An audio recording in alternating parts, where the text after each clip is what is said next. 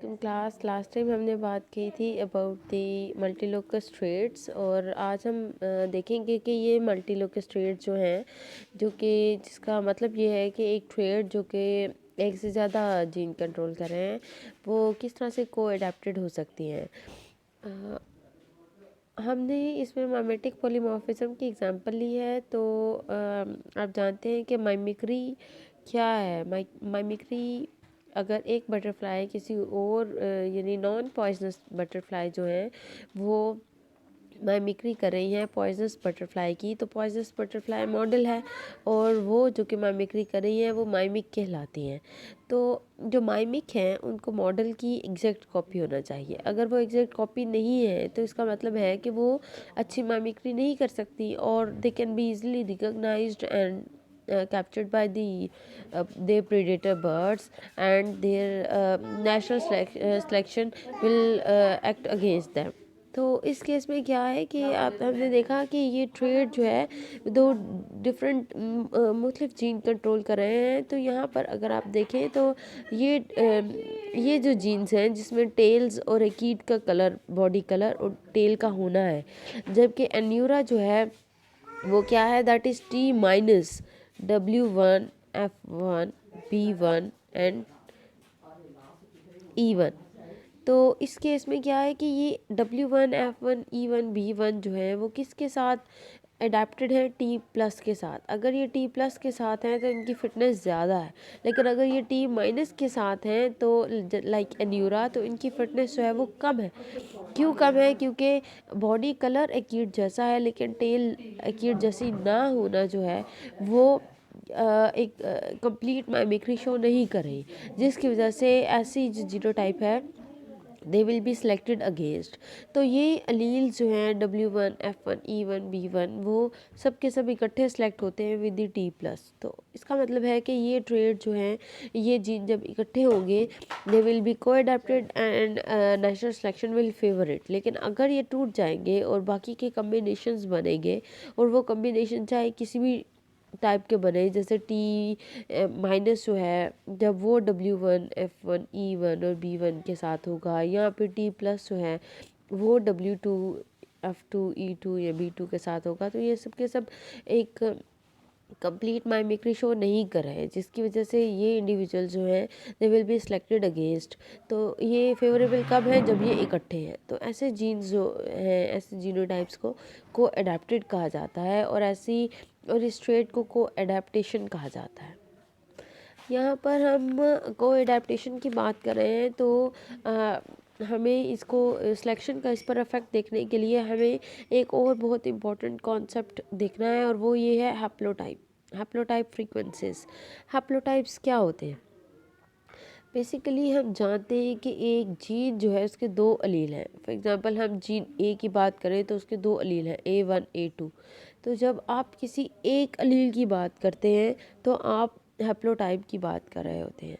अगर आप for example to locus population trait की बात कर रहे हैं जिसमें एक A1 है और एक B1 है, तो जो इंडिविजुअल है उसके पास ए के भी दो हैं, A1, ये A1 भी हो सकता है या A2 भी हो सकता है, और उसके पास B भी है। ठीक है, B के भी दो सेट मौजूद है, ये B1 और B1 भी हो सकता है या फिर B1 B2 भी हो सकता है। कहने का मतलब ये है कि इंडिविजुअल जो है वो डिप्लाइड है, लेकिन इंडिविजुअल के गैमीट्स हैप्लाइड होते हैं और गैमीट्स में जितने भी जीन मौजूद हैं उन सब के एक एक अलील मौजूद होता है। तो बेसिकली गैमेटिक फॉर्म ही हैप्लाइड फॉर्म होती है। जैसे कि अगर आप यहाँ पे देखें तो हैप्लाइडी ये है, हैप्लाइड फॉर्म्स, हैप्लोटाइप्स को ये इस तरह से दिखाया गया है जैसे कि A1 B1 या A1 B2 के साथ हो सकता है, A2 B1 के साथ हो सकता है या A2 B2 के साथ हो सकता है। तो ये जो डिप्लॉयड इंडिविजुअल हैं इनके ये हैप्लोटाइप्स जो हैं वो पाए जा सकते हैं। अब ये जो हैप्लोटाइप्स हैं ये इक्विलिब्रियम में भी हो सकते हैं और ये डिसइक्विलिब्रियम में भी हो सकते हैं। यहाँ पर एक और इम्पोर्टेंट कॉन्सेप्ट है, that is linkage equilibrium. What is linkage equilibrium? Linkage equilibrium linkage equilibrium का मतलब है कि जितनी भी पॉसिबल हैप्लोटाइप्स हैं, like these 4 haplotypes are found in the in equal frequencies, यानी A1 जितने चांसेस हैं कि वो B1 के साथ हो उतने ही चांसेस हैं कि वो B2 के साथ हो। तो इसका मतलब है A1 B1 और A1 B2 जो है वो 50-50 रेशो में पाए जाएंगे, इक्वल पाए जाएंगे।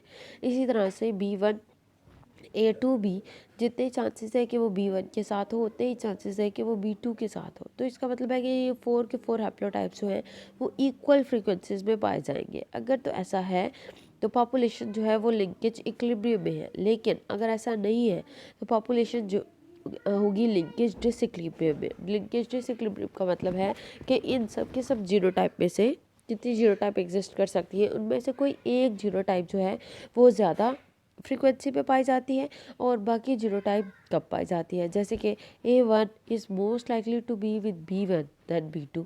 अगर A1 B1 के साथ ज़्यादा होगा और B2 के साथ कम होगा तो जाहिर सी बात है A1 B1 इंडिविजुअल ज़्यादा होंगे और A1 B2 इंडिविजुअल्स कम होंगे। तो इस केस में हम कहेंगे कि ये लिंकेज डिसइक्विलिब्रियम है। इसके एक बहुत अच्छी एग्जांपल जो है वो हम देख सकते हैं कि आप देखते हैं कि जिनका आई कलर ब्लैक है या डार्क है उनका हेयर कलर भी डार्क है। और ऐसे इंडिविजुअल जैसे वेस्टर्न पॉपुलेशंस जिनमें आई कलर लाइट है तो वहाँ पर हेयर कलर भी लाइट है। अब अगर आप ये देखें कि ब्लैक आई कलर को डिफरेंट जीन कंट्रोल करा है जबकि हेयर कलर को डिफरेंट जीन कंट्रोल करा है, but dark eye color gene is most likely to be present with dark hair color gene। इस वजह से आपको ऐसे इंडिविजुअल ज़्यादा मिलते हैं जिसमें डार्क आई कलर के साथ डार्क हेयर कलर मौजूद हो या लाइट आई कलर के साथ लाइट हेयर कलर मौजूद हो। और वो रिकॉम्बिनेंट्स क्या होंगे कि आई कलर जो है वो डार्क है और हेयर कलर लाइट है, या फिर हेयर कलर डार्क है और आई कलर लाइट है। ये रिकॉम्बिनेंट्स होंगे और ये कब तादाद में पाए जाते हैं, हम नेचर में ये देखते हैं। तो इसका मतलब है कि आई कलर और हेयर कलर जो है वो उसके जीन लिंकेज डिसइक्विलिब्रियम में है, ये इक्वल फ्रीक्वेंसी में नहीं है। लेकिन अगर ये लिंकेज इक्विलिब्रियम में होते तो आप सबकी रेशो इक्वल देखते हैं। आपको जितने डार्क आई के साथ डार्क हेयर कलर के इंडिविजुअल नज़र आते हैं उतने ही आपको लाइट आई के साथ डार्क हेयर कलर के इंडिविजुअल नज़र आते हैं।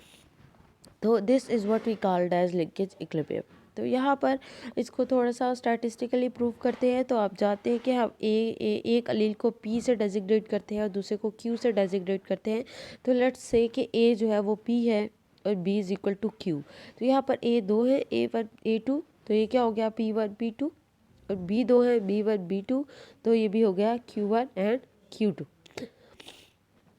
यहाँ पर आप देखेंगे कि ये अगर आप इसको देखें तो यहाँ पर ये हैप्लोटाइप्स हैं, ये 4 हैप्लोटाइप्स जो कि एग्जिस्ट कर सकते हैं। इनकी फ्रीक्वेंसी क्या है? अगर हम A1 B1 की फ्रीक्वेंसी को A से डेजिग्नेट करते हैं तो A1 क्या था P1 और B1 क्या था Q1, और ये है प्लस D। जबकि A1 B2 जो रिकॉम्बिनेंट है ये है -D। और होपफुली आपको ये जो बताया गया है ये समझ आ रहा होगा। इसमें हमने सिंपली A1 को P1 और B1 को Q1 से इक्वेट किया है और A1 को यहाँ पर P1 और B2 को हमने किससे इक्वेट किया था Q2 से। अब बात रह जाती है ये D की। What is D? और ये 2 के साथ प्लस Q है और 2 के साथ माइनस Q है, तो इसको समझने की ज़रूरत है। D जो है वो है linkage disequilibrium. D is ratio of linkage disequilibrium. अगर लिंकेज डिसइक्विलिब्रियम ज़ीरो होगा, अगर ये ज़ीरो है तो क्या होगा? इसका मतलब है कि सब के सब जीन जो है वो इक्वल रेशियो से पाए जाएंगे। There will be no chance कि कोई एक अलील ज़्यादा फेवरेटली किसी दूसरे अलील के साथ मौजूद हो।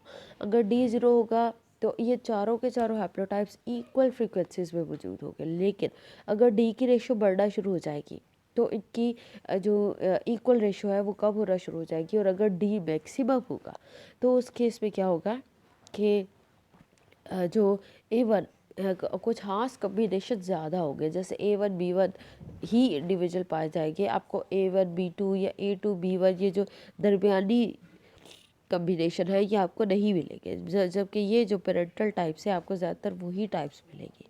तो ये जो है ये लिंकेज डिसइक्विलिब्रियम है। हमने पेपिलियो मेम्नोन की एग्जांपल ली थी।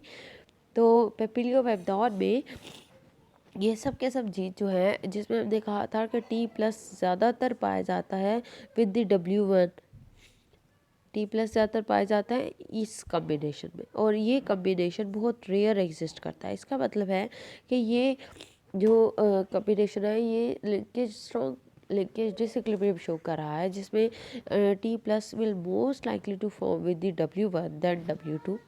ठीक हो गया। तो ये जो एग्जांपल थी ये